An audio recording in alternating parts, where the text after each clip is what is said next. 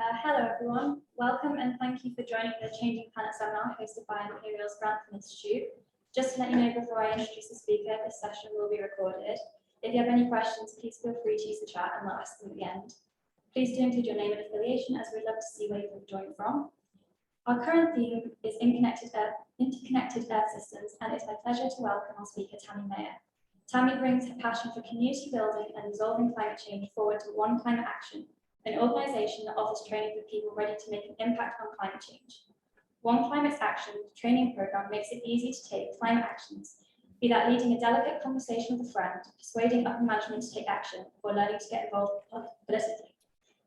The programme aims to reduce climate anxiety and guilt by focusing on easy to access and tailor-made solutions. Tammy has been a teacher and trainer for over 10 years and has been involved in non-profit community development for over 15.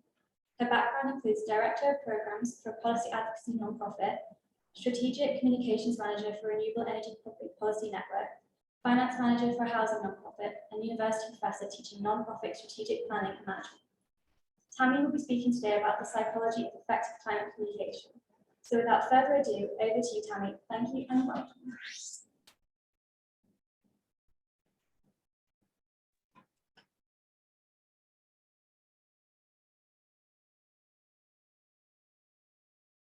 Tammy, you said. Sorry about that. I'm seeing messages pop up. Thank you. Thank you so much for the introduction. And thank you to the Grantham PhD students who invited me to participate and who organized this session. It's a pleasure to be with you today in this virtual space. As a trained educator and communications professional, I see a real need to translate the excellent work produced by psychology and behavior change experts into easy to follow methods for individuals who want to make an impact on the climate crisis. Today, I'm going to present a model for communicating on climate change that is based on psychological principles and that aims to influence the other person to at least support climate actions. I'm also going to briefly explore why conversations about climate change are so valuable.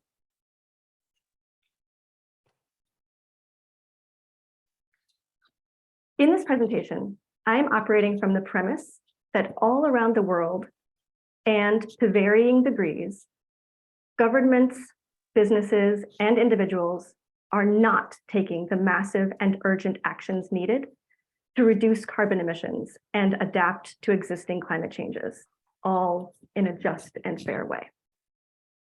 I'm also going to use the word communicator. And with this word, I'm referring to all of us. Every person who has a conversation, whether in person or online, whether written or spoken, every person is a communicator in some way. And in this talk, I hope you come to understand the power you have as a communicator. And I hope you also decide to use your voice in compassionate ways. First, I'd like to discuss why it is important to talk about climate change. There are two reasons why talking about the climate is so powerful. First, it is because one successful conversation can have a ripple effect. With each conversation, we can help create what Rivera's son calls a dandelion insurrection. Dandelions are flowers that, when they are dry, have seeds that can be blown in the wind in a million different directions. So in this way, each conversation is like blowing a dandelion. The seeds go in all different directions, and it is impossible for you to know how far each seed goes. The second reason why talking about climate change is powerful is that we need to break the bubbles that we each live in. Algorithms have made it so that we can go online and see only what we enjoy seeing. We can move from TV to social media to dinner and only be exposed to content that we and the algorithms have chosen for us. As communicators, when we go out of our way to have calm, compassionate conversations about climate change. What did you want to understand on that? Like, you could mute this person. Thanks. When we go out of our way to have calm, compassionate conversations about climate change, we break the bubbles that people live in and open up space for even more people to care about climate action. Now let's talk about what this looks like in very concrete terms. Let's talk about what can happen when more people talk about climate change, online and offline, in empathetic and compassionate ways. Here are a few things that can happen. Today, in many circles, the topic of climate change is taboo.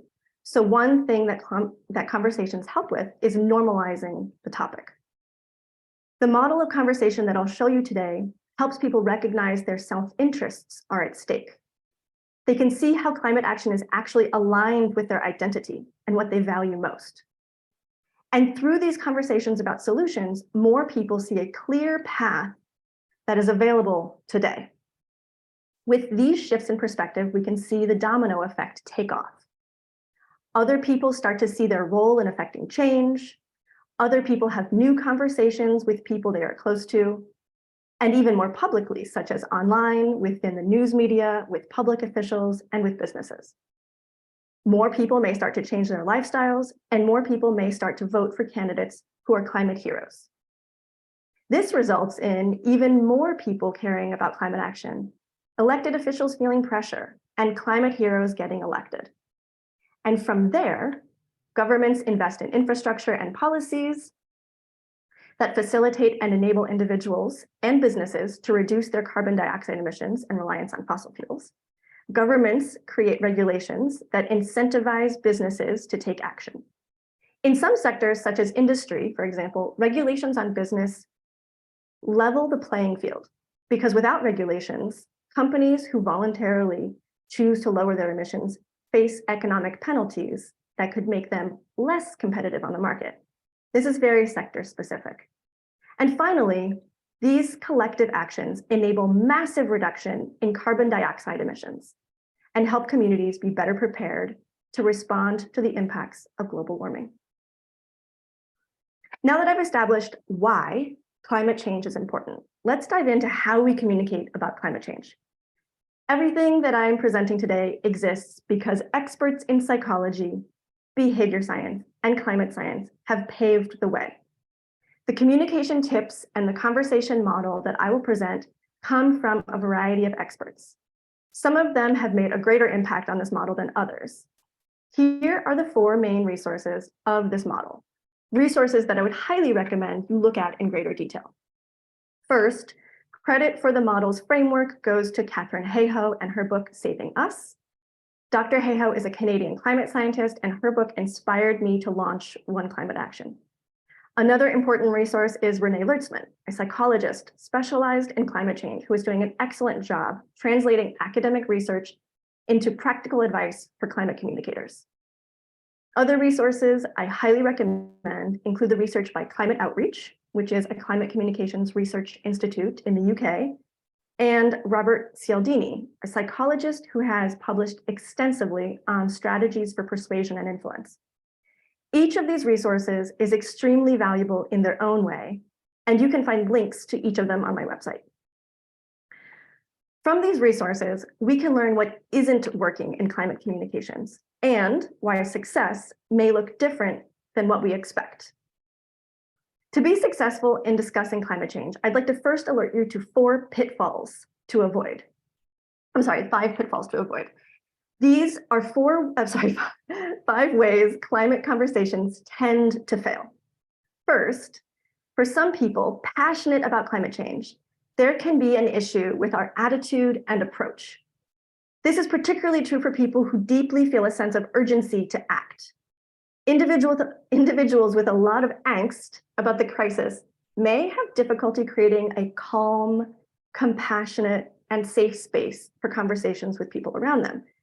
This kind of person may have even been so passionate that they've scared their families and can no longer discuss climate change at home. Today, the model that I'll share with you will help you recreate that safe space and approach the topic with greater empathy and compassion. The second problem is something that is very widespread in climate communications. While every country is different, broadly speaking, the way climate communications has been executed by scientists, by the media, by nonprofits, and by governments creates something called psychological distance, when the threats of climate change appear far in the future, affecting future generations. or far away in some other part of the world. This creates a psychological distance from the problem. The reason why this is a pitfall to avoid, is because when problems seem so far away, it's hard to have any motivation to take action. With psychological distance, the problem doesn't seem relevant to me and my life today.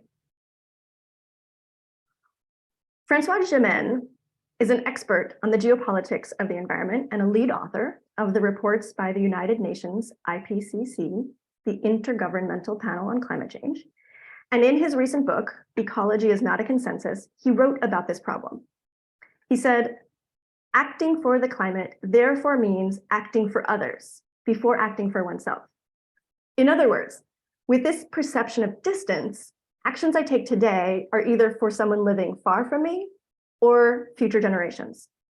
Even people who believe that climate change is happening may not see climate actions as being in their best interest. Voting for the climate, for example, could feel like a sacrifice to be made on behalf of other people, in the same way that donating one's blood is important, but it's an act for others, not for oneself. To reduce this psychological distance, as communicators, we need to bring the topic of climate change closer to home. I'll explain how in a couple of slides. The idea of sacrifice is quite important and relates to another pitfall to avoid. The work of Daniel Kahneman, author of Thinking Fast and Slow, explains that humans are greatly motivated to avoid loss. Sometimes climate change communicators can focus on dramatic lifestyle changes that can be an affront to some people's identity and values. When the focus of the conversation is on a dramatic lifestyle change that other person perceives of as a loss, the reaction may be to reject the whole conversation. The reason is that the person may feel their identity and value on Earth is being threatened. The fourth pitfall also relates to one's personal identity. To be very clear, facts are important, but depending on the person you are speaking with and their pre-existing belief, using facts may undermine your efforts. Imagine yourself in the context of someone trying to change your mind. Studies show that when we already believe something and someone presents us with an opposing point of view, our brains automatically seek out and identify reasons why our existing belief is correct. What this means is that efforts to counter disinformation can actually strengthen disinformation rather than remove it from the person's mind. So today, in this model, I'll show you when and how to use facts. The last pitfall that makes the current communications on climate change fail to make a difference is the emphasis on very scary threats. While fear may work with a small number of people, generally speaking, fear-based messaging tends to backfire. Psychology tells us that humans have evolved to avoid pain, and anything that generates fear will cause what I will call the lizard part of the brain to take over. Fear is what triggers the fight or flight or freeze reaction in humans. In her book, climate scientist Katharine Hayhoe wrote, "Bad news warnings are more likely to make people check out than change their behavior." When confronted with fear-based messaging, typical human responses include shutting down, not listening, denial, anger, despair, or hopelessness. So as you approach all of your climate change conversations, keep these warnings in mind. Not all human brains work the same way, so some individuals may respond well to facts. Some may respond well to fear-based messaging. However, research on human behavior shows that these 5 common approaches are actually leading us to a stalemate with regard to climate action. It's time to change course and adopt communications techniques that are based on psychological principles. I just presented 5 ways that climate conversations can fail to influence the other person. Now I'd like to briefly mention ways that successful conversations can look, which may be very different than what you might expect. Many people who are passionate about the climate assume that being persuasive and talking about the facts are ways to influence people. One might imagine that success means that the person will have changed their mind by the end of the conversation and will be an enthusiastic fan of climate action. In reality, conversations will almost never work like this. Successful conversations about the climate plant seeds in people's minds rather than move mountains. Here are some ways of redefining success. Remove the idea that you need to actively persuade someone. A great climate conversation might be very brief. It will likely center a common interest rather than global warming. In fact, words like global warming and climate change can be triggering to some people who will automatically get defensive if you use these words. So you might try an approach that talks about changing weather patterns instead. A great climate conversation may simply focus on bonding with the other person. And some conversations may go on for months and months as you slowly open up a safe space to have more profound conversations. Patience is required. Listening more than you speak can dramatically increase the other person's affection for you. It helps create that safe space and build trust. And finally, keep in mind that you may never actually know or see the results of your conversation. Don't expect this from any of your conversations. Change takes time. These tips may seem surprising, but they are the ones that will truly lay the groundwork for you to influence people and bring them on board. Now let's get into this conversation model that I've been hammering on about. There are many resources online that outline a very simple approach to climate communications. This is what I would call the simple model. ACE, the nonprofit Action for the Climate Emergency, has an excellent YouTube video outlining the simple model. The UK Research Institute Climate Outreach also has resources on this. In the simple conversation model, the outcome is that the topic of climate change feels more normal to discuss. This is important because today the topic is taboo in many circles. Some people don't dare bring up the topic at dinner with friends. Not talking about this means we are also not talking about the solutions either. Therefore, normalizing climate change and the actions needed for mitigation and adaptation opens up space for more discussions by the mainstream. Today, however, I'd like to talk to you about a conversation model that is more likely to lead to mindset shifts and behavior change. In this model, as a communicator, you help the other person connect the dots between their own values and personal interests and climate change. So they come away believing that climate change is a natural extension of their identity. By connecting to the person's values and identity, you're inspiring long-lasting change. All right, let's go over the steps in this behavior change model. There are 5 steps to this conversation model, and today we have time to briefly go over them, show some examples, and then to discuss which psychological principles underpin each step. First, start with a trusting relationship. The goal here is to create a safe space for dialogue so that the other person is open to hearing your perspective. One of the best ways to do this is to show genuine interest in what the other person has to say. Building trust takes a tremendous amount of compassion and empathy and may require many conversations. You might stay here at step 1 for a long time, over days and months even. Second, center the conversation on a common value or interest. To succeed with this model, don't talk about climate change right away. Choose a topic that aligns with their sense of identity and keep this conversation as normal as possible. Both of you should feel comfortable and at ease. Third, briefly bring up your personal concerns about how climate change threatens what you both care about. Speak from the heart in a vulnerable and honest way. This should be the shortest part of the conversation. It could even be just 1 sentence. Fourth, briefly describe solutions or actions that other people are taking related to the topic you both care about. And you see here that this solution should be from, quote, an authority. And when I say authority, I do not mean the scientists who write the international climate change reports.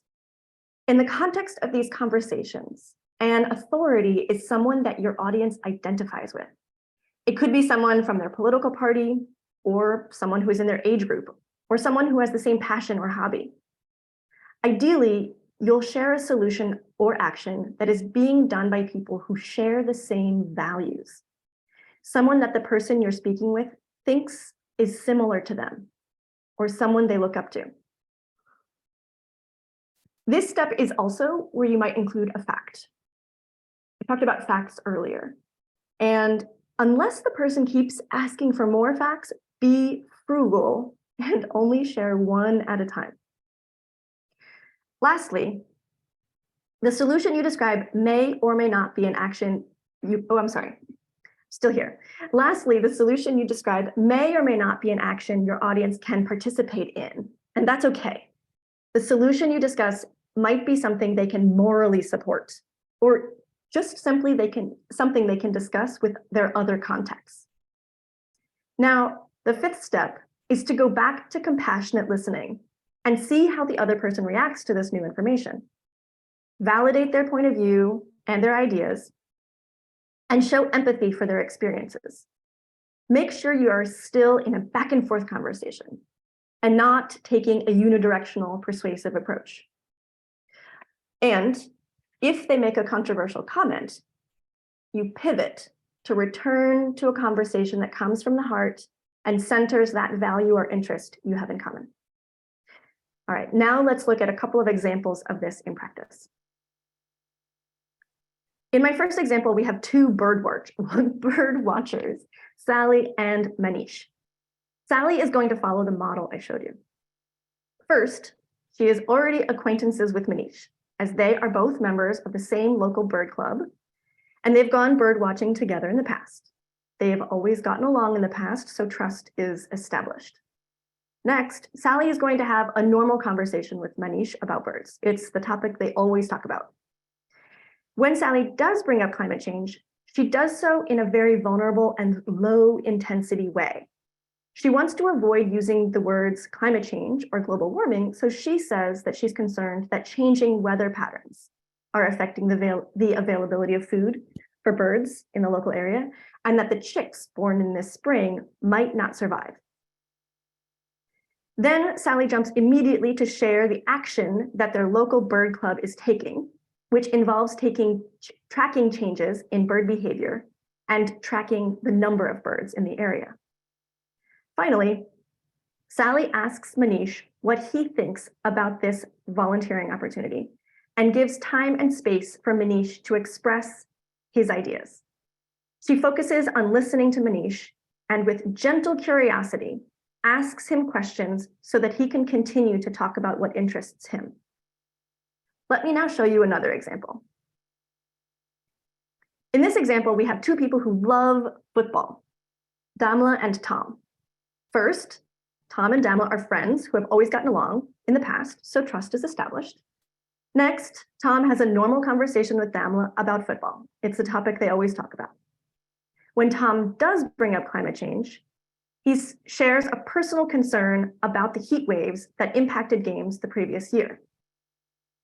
Then Tom brings up the fact that a member of their favorite team spoke up about climate change in an interview with the news station. Finally, Tom asks Damla what she thinks about this interview, and he gives time and space for Damla to express her ideas. He focuses on listening to Damla and with gentle curiosity, asks her questions so that she can continue to talk about what interests her. Hopefully, from these two examples, you can start to imagine what this conversation model looks like in practice.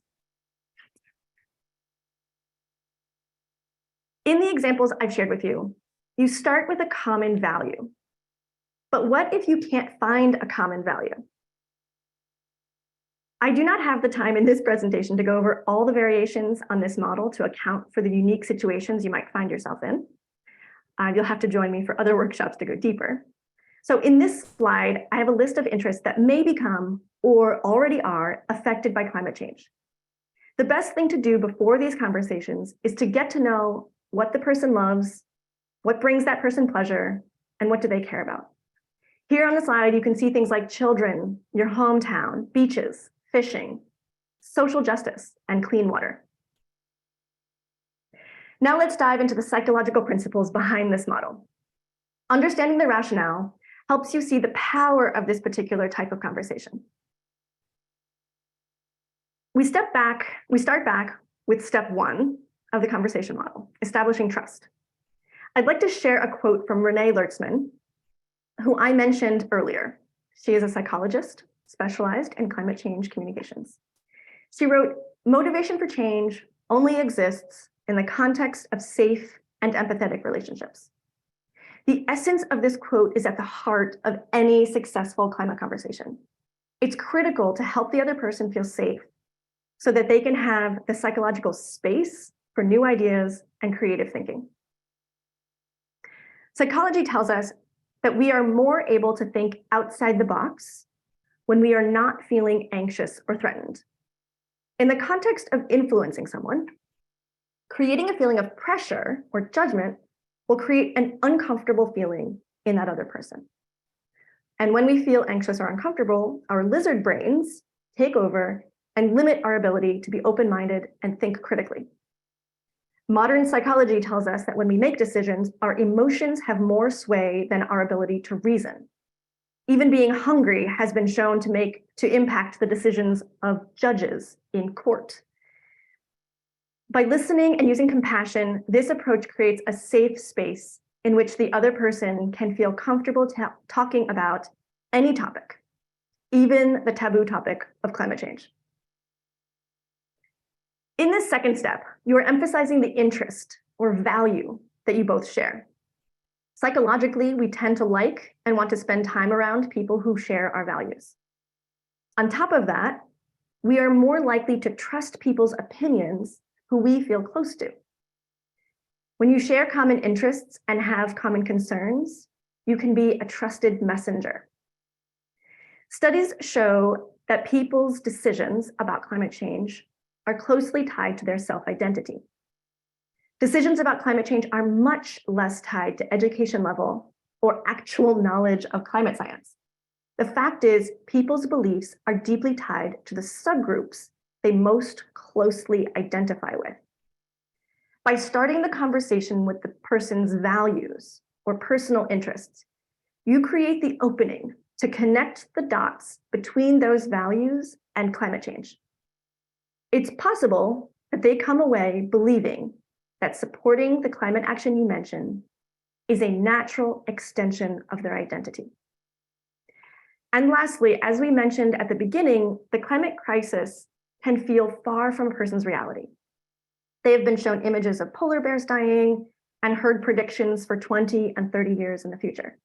What they need is to see how climate change is already impacting their hometown or their favorite hobbies.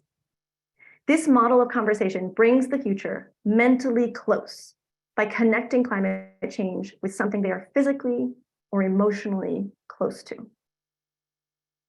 In step 3, sharing from your heart, we only mention the threat very briefly to keep the focus on the interest or value that brings the person pleasure. Remember, fear-based messages tend to turn people off. Psychologically, there are 3 benefits to bringing up your personal concern. First, by keeping the concern personal to you, there's little chance that your audience feels attacked or threatened. This maintains the safe space that is critical for the climate conversation to happen. Second, personal stories are ones that are very compelling. Humans tend to be very curious about other humans' drama. So sharing your emotion is likely to capture their interest. Along the same lines, people tend to be caring and kind to others who share an emotion. Evoking their compassion can open up their own heart to listen to what you have to say. And finally, although you only mention the threat to what you both care about very briefly, this can be an important motivator for them to support the solution you're about to describe. Daniel Kahneman, author of Thinking Fast and Slow, explains that we are more motivated by a possible future loss than by a possible future gain. So in the context of climate change, a skier might lose their favorite hobby, and a bird watcher might lose the frequency of seeing the birds in their neighborhood. People are motivated to avoid loss So connecting a climate threat to a person's personal values and interests can help motivate them to take action. In step 4, we briefly discuss actions and solutions that are available today. Why does this work? People need hope. Sharing solutions is important to show that there are actions being taken and that there is hope. Hopelessness leads to inaction. Second, in psychology, the concept of self-efficacy suggests that the more the person believes they have the ability to take action, the more likely it is they will actually take action. To do this, you show them the path by offering solutions.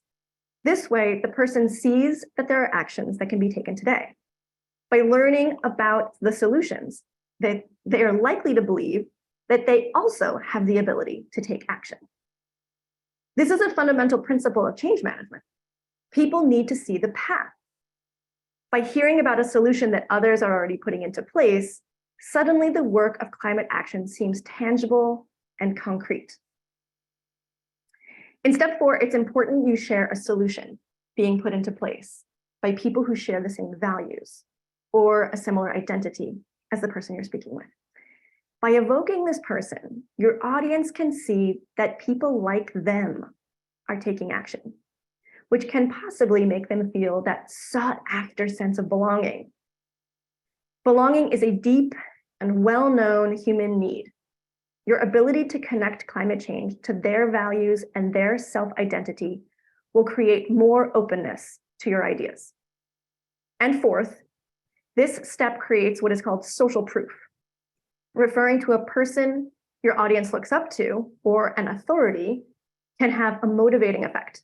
They are more likely to listen and want to support that other person's solution or action. Robert Cialdini talks about social proof in his writing.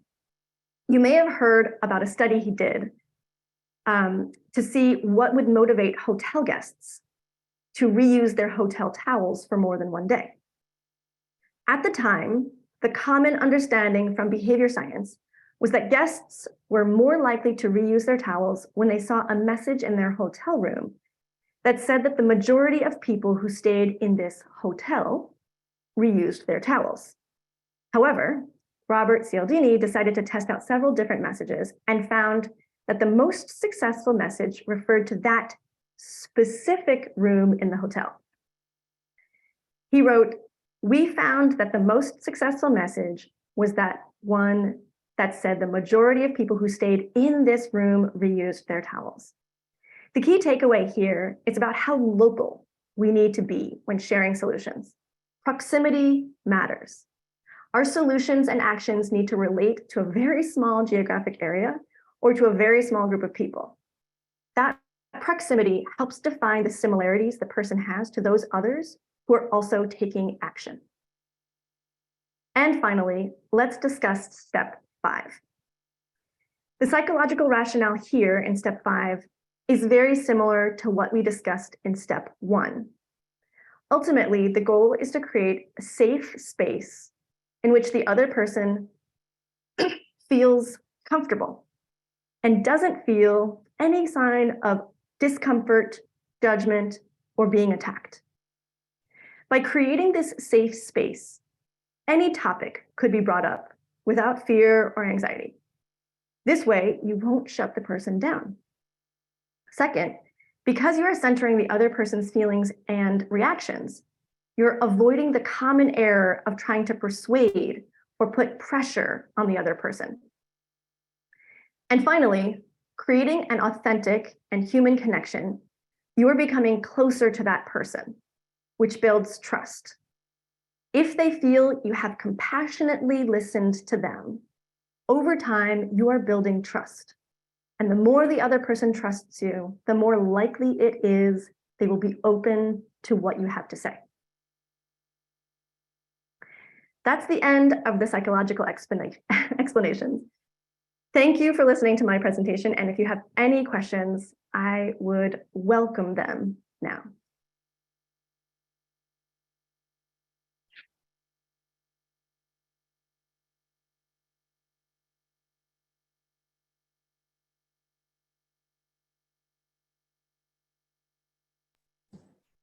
Thank you, Tammy, for a great talk. As she said, if anyone has any questions, now is your time. Yeah. Shall I directly speak? There's some mics. You speak loudly, but Yeah. it's Picks up. I am working with an NGO in Iraq, so I'm basically here for 2 weeks. We are planning to plant 1 million oak tree in the region. Our main concern is people have so much priorities in their life that they see as a struggle, as a threat, or even sometimes to work on it. They don't see the climate change as a priority. It's not a taboo thing. It's just the thing that in Iraq, we think that there are many other priorities before that. So I would like to have your suggestion. How shall we approach this kind of environment and context and make this as also a priority for my society? So if I've understood your question correctly, there's a little bit of feedback. If I've understood your question correctly, it sounds like the people that you're working with have a lot of preoccupations that are more of a priority for them than climate change. And so the concern is, how do you reach those individuals who have other priorities? Right. So the main idea here is to connect those priorities that they have back to climate change. So you'll have to dig into and look at the research for those specific things that they are concerned about and see how climate change interacts with those priorities that they feel are more important. And that's going to be true in a lot of areas of the world. In places where violence or hunger are the priority, it can be really difficult to say that climate change is the priority. There are ways, though, of helping individuals in all kinds of circumstances connect climate change to their personal reality.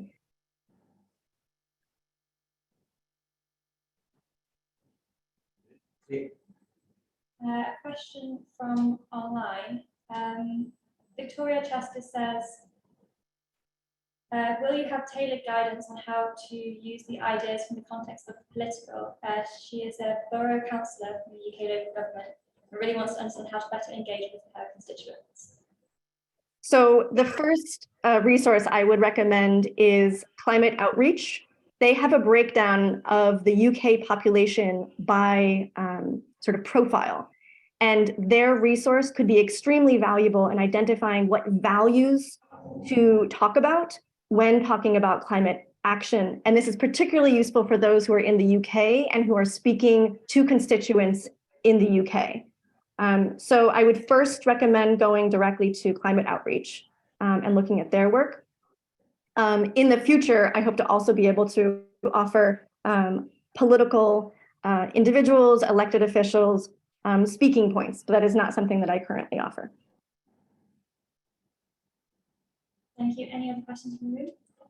Yes, thank you for your talk. I was wondering how to act with people who have quite the opposite reaction. So instead of like not believing or not acting on it, they're like, we're in trouble anyway, and nothing we will do will work, or this kind of attitude, which can be quite depressing to talk with those people. So I was wondering if you would use the same techniques or a different approach. Thank you. Mm-hmm. So if I've understood the question correctly, you're asking about people who feel hopeless. Their emotional state has completely disengaged them. They believe that there is a problem, it's coming, but they're too hopeless to do anything about it. Is that correct? Yes, yes. The people were in trouble anyway. Yeah. Right. So in this case, that individual has an emotional concern that is going to overwhelm their ability to think about this. And so really addressing that concern, first and foremost, is the only thing that you can do to get around that. And this is going to take multiple conversations. This is going to take you showing that you are persuaded that there is hope, and demonstrating over and over and over again the ways that this can happen, the ways that solutions can be put into place, that climate action does have an impact. And so it's about showing the actions that others are taking. It's about showing the solutions that are being put into place. But also keep in mind, and I didn't go into this in great detail in the presentation, that when you are addressing someone's emotions, it's incredibly important to validate their experience. So you would want to then say, yes, this does feel hopeless, or I can understand why this feels hopeless. By validating their feelings, it opens up more space for them to respond and think about what you have to say and what you're offering. So hopefully those two pieces of information can help you in working with people who are feeling unmotivated. There's also a book, which I did not mention, and I'm going to bring it up here. It's called Climate Change Coaching. And this book is a resource that offers some additional ways of communicating graciously, and particularly with regard to people who feel completely hopeless and are turned off.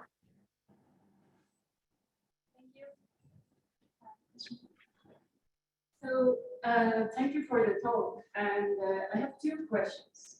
First of all, any particular pointers for a business context where, for example, executives feel like they have a competing requirement of growth, and therefore climate concerns are really hindering their commitment?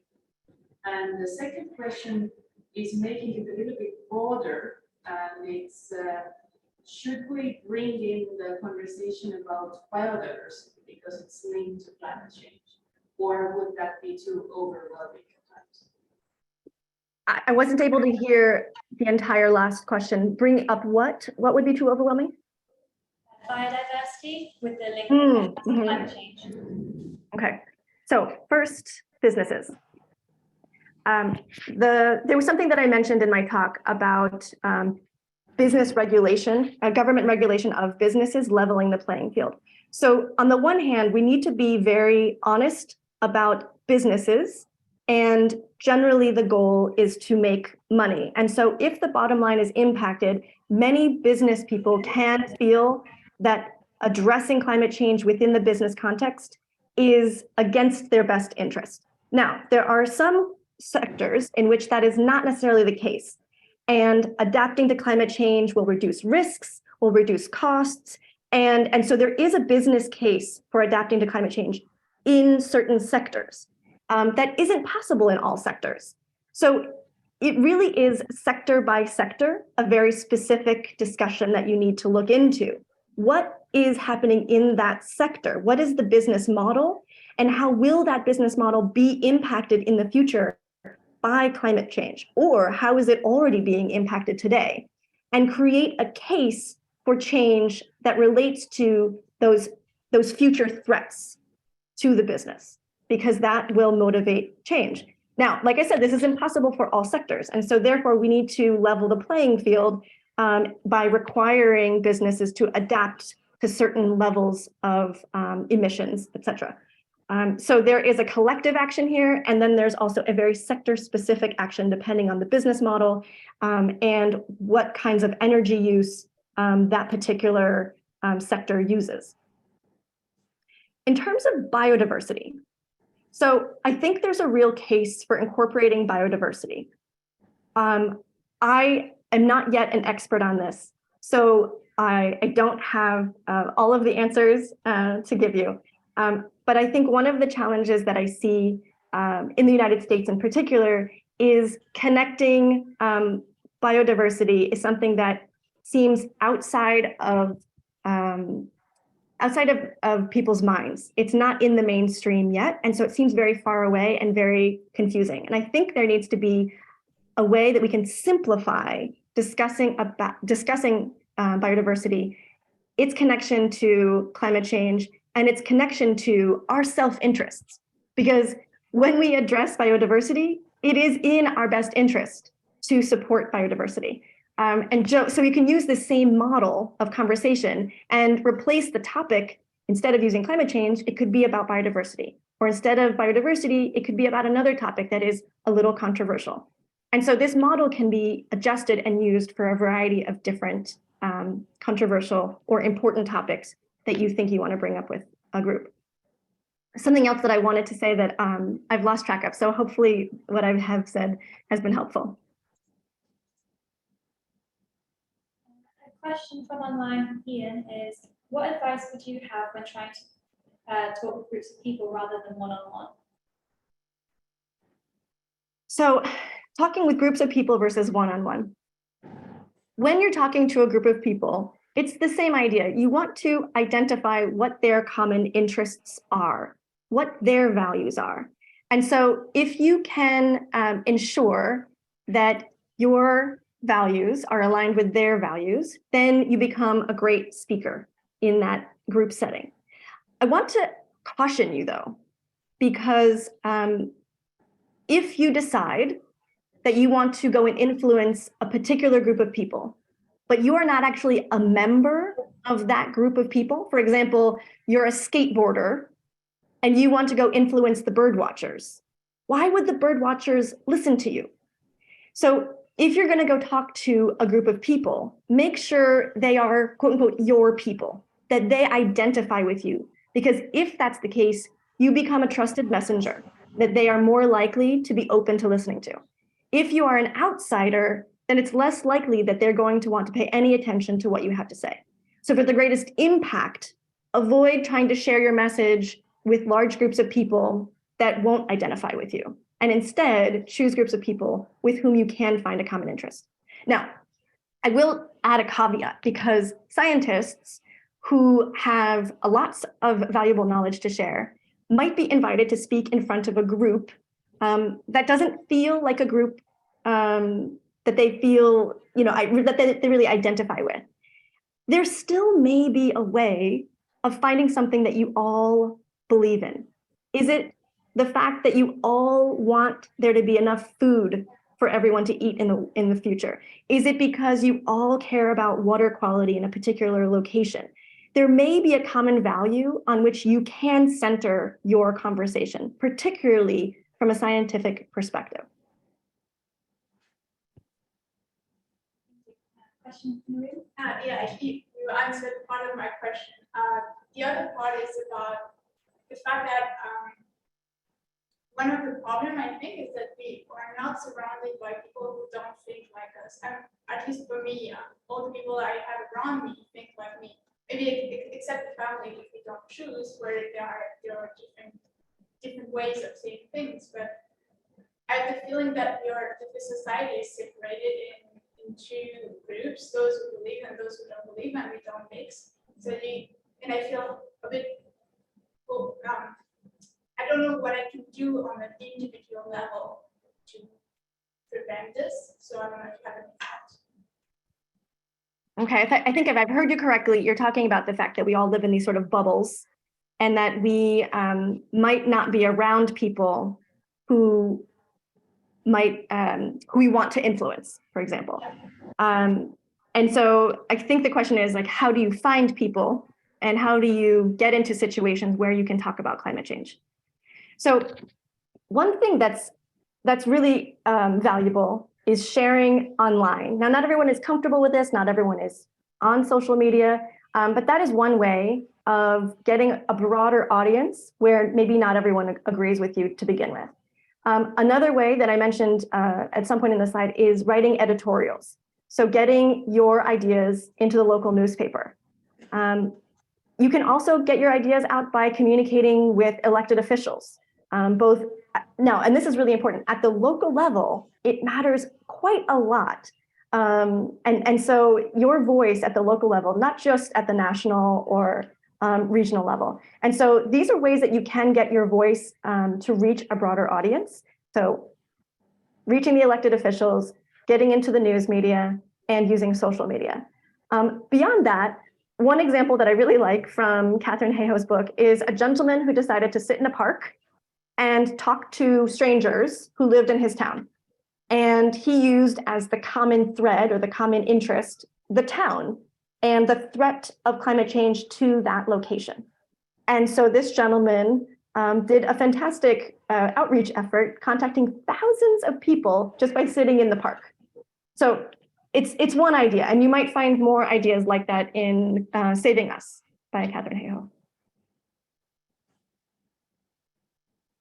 Another question from online, but any tips for what happens if you get into a negativity loop where the person you're talking to just lists all the challenges involved with taking climate action? How do you get back to hope? I think if I've understood correctly, the context is that you're having a conversation with someone and they list a lot of negative, what are they listing? All the challenges involved with taking climate action.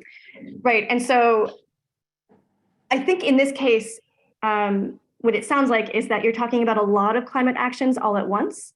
And I think it's important to really narrow it down and talk about one action at a time, particularly with individuals who might feel overwhelmed.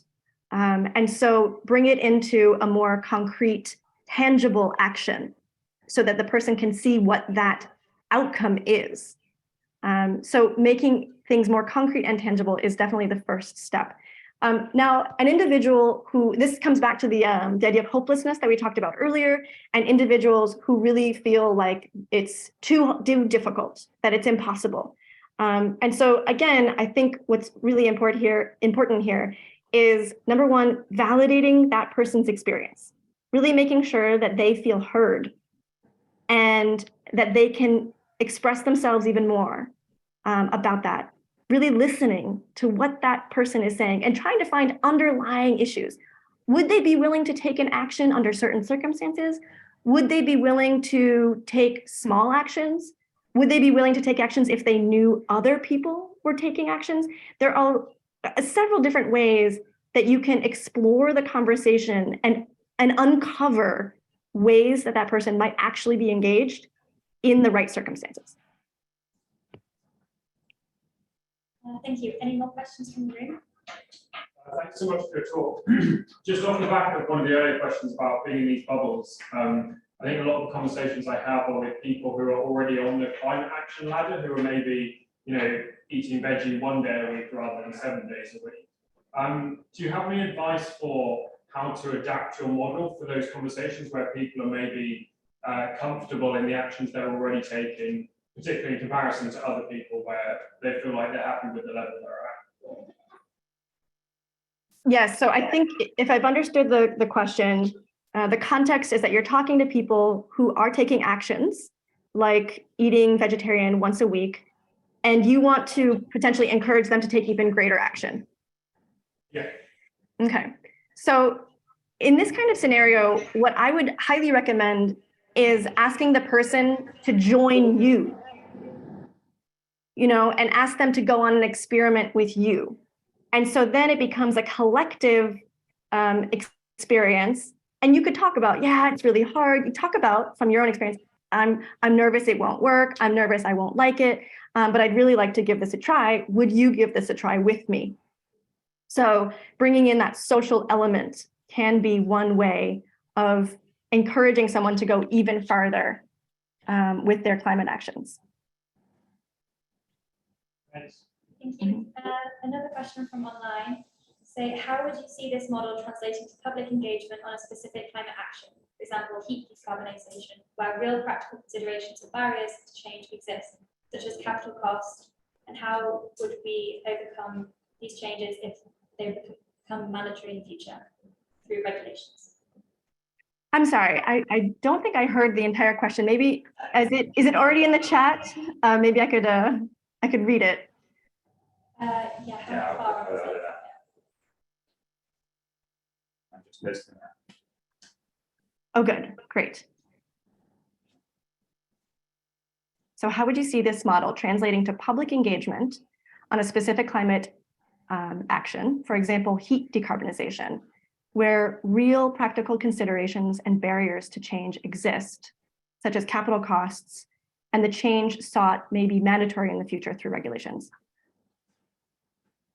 So there's a couple things here. Number one, when there is a major financial barrier to people taking change, that's that's a very touchy topic, because there will be certain groups of the population that can do that, and other groups of parts of the population that will not be able to. It's just financially not feasible. So if a government is going to encourage something like this, one of the best ways is to offer an incentive. And it could be an incentive for families under a certain income level, for example. But incentives can work really well. You'll need to investigate what solutions are being implemented. There is a resource, and I cannot think of it off the top of my head, of examples of policy changes that are being put into place all around the world that can be sort of grabbed by other municipalities. And so, that's a resource. I will try to find the link to that and send it along to the Grantham Institute to share. And then in terms of communicating on, for example, heat decarbonization, there is the self-interest in that oil costs are going up. And so if an individual or a family or a large apartment building could invest in a new solution locally, then they could save going forward. So obviously the financial savings element is going to be a real huge self-interest argument in your communications. And I think, again, I'm going to refer, especially the Scottish government, I'm going to refer you to that climate outreach organization, which specifically looks at ways of convincing the public in the UK around public policies. So I would definitely highly recommend you go to their website, because they are specialized in this topic. Thank you. Any more questions from the room? I have another question from the online audience.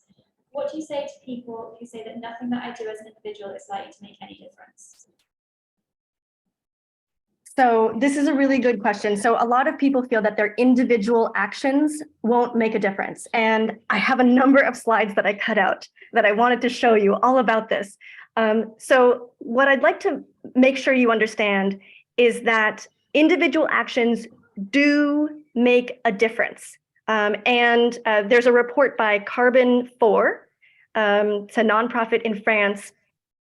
They looked at what percentage of France's carbon emissions would be reduced if the entire population implemented 10 financially accessible lifestyle changes. And what they found is that in their model, if every single person in France adopted these 10 voluntary lifestyle changes, they could reduce France's carbon footprint by 25%, which is huge. 25% is enormous. If I got a 25% raise, I'd be thrilled, right? So 25% isn't nothing. And that's 10 financially accessible solutions, like not flying, taking a bike short distances, opting for a vegetarian diet, etc. And so first of all, yes, it's definitely something that can have an impact. At the same time, it's important to recognize that that two things. One, that governments and business are huge, and they make up the majority of the power. They have the majority of the power to reduce carbon emissions. The other thing to really understand is that carbon emissions vary depending on income group. And so in France, the average person, which doesn't like the average person emits 9 tons per year. And I don't have the UK numbers, I'm very sorry. I emailed the research institute that published this and I couldn't get the statistics, but the French numbers are 9 tons of carbon dioxide emissions per year on average. And that's the problem with looking at that number is that the bottom 50%, so 50% of the population that earns the least amount of money is already at 5 tons a year. That's a huge drop. It's a 55% drop. And the top 10%, so the 10% of France's population that earns the most, their average emissions per year is 25 tons. So it's really important for us to be compassionate with people depending on their income group. Those who have disposable income, who can fly every year, who can eat meat twice a day, who keep their homes well heated in the winter, who drive cars, not even huge cars, but a four-door car or an SUV. People who have disposable income to buy a new phone or a new computer every 2 years, their carbon footprints are drastically higher than the bottom 50%. And so we really need to also adapt our thinking about reducing carbon footprint to income levels. And so I would say, going back to that question, if the person is in the top 10% income group, I would say they have a huge impact on climate, and reducing their carbon footprint would be enormous. For someone who is in the bottom 50% income group, it's true that their actions at the lifestyle level will have a lesser impact overall on reducing carbon emissions in the country. What they might do, the action they might be engaged in, is political action, because that will influence government to make regulations that influence thousands or millions of people. Thank you. I think we've run out of time now, so thank you again, Tammy, for hosting this talk, and thank you everyone for attending and asking such interesting questions. The recording should be available soon, and apologies to those who didn't get their questions answered. I'm sure Tammy would be happy to answer some questions in the future, or maybe you could join one of her workshops at More Climate Action. And next month we'll be taking a break for Easter, but in May we'll begin our theme of applied solutions for a changing planet with Professor Maureen Monister, who will be speaking about carbon sequestration. And thank you again. That's it. Thank you. Thank you very much. Bye, everyone.